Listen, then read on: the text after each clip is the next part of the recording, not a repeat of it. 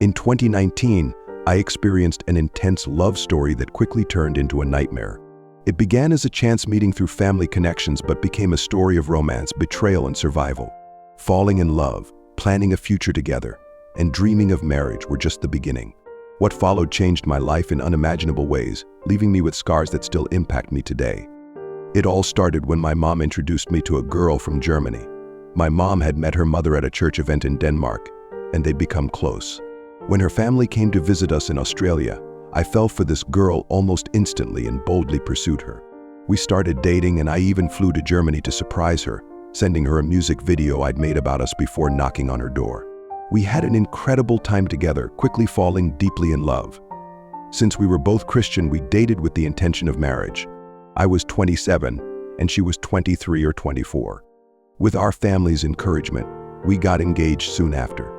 I went back to Australia, carefully planning the proposal with a beautiful album I wrote just for her, including her family in the celebration. We even traveled to Switzerland with friends to celebrate. It was the best time of my life. But then, on Christmas Day, just 10 days after our engagement, I had an asthma attack. I couldn't find my medication and needed to go to the doctor. Her mother insisted I try her homemade remedy instead, urging me to inhale something. She didn't tell me what it was, but as soon as I took a breath, I started coughing up pink fluid, struggling to breathe.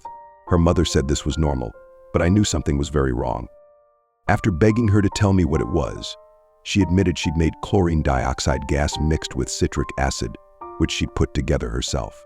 My instinct was to leave, but I realized I'd have to act as if I trusted them to get out safely. I convinced them to take me to a hospital, but my fiancée and her father told the doctors it was just asthma, speaking in German so I couldn't understand. I was sent home only to get worse, developing pulmonary edema, which is fluid buildup in my lungs. Still, they didn't want to take me back and tried alternative treatments like red light therapy instead. Finally, I convinced them to take me to another hospital. They promised to tell the doctors about the chlorine dioxide, but they didn't. I watched my fiancée go along with her mother's lies, breaking my heart.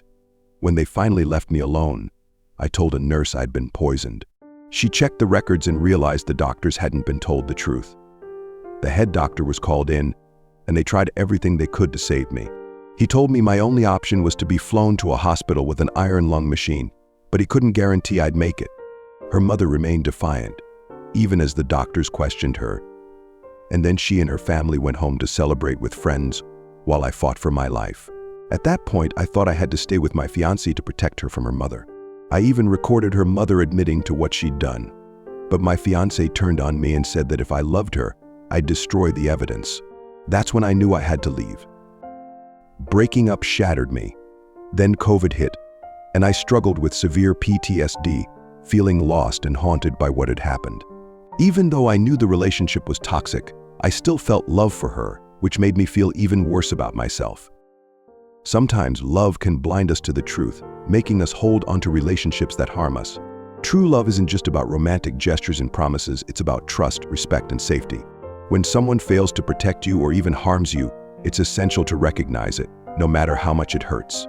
This experience taught me that self-preservation and courage are sometimes the truest acts of love for ourselves. Healing from betrayal takes time, but walking away from a toxic situation is the first step toward reclaiming your life.